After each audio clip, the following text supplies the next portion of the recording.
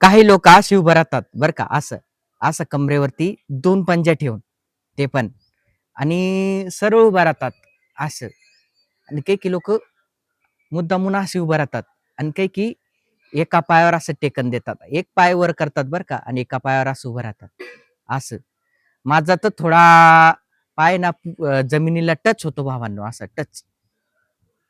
हा ते लोक काही काही जमिनीला पाय लागू देत नाही, काही काही तर समजा पाय समजा खाली दुखत असले समजा उभं राहू राहू, तर असे काही काही लोक टेकन देतात.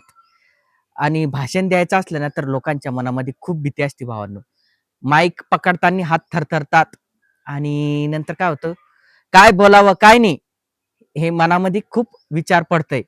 आणि याचा सोल्युशन एकच असतो भावांनो, काही होत नाही, थोडासा छोटासा आपल्या कागदावर स्टोरी किंवा गाण्याची एक दोन ओळी लिहायच्या.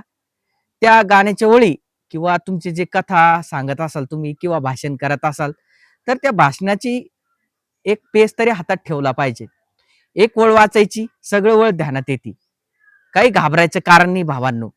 आणि याला भ्यायचं कधीच नाही. भावांनो घाबरून चालणार नाही. कारण की ही दुनिया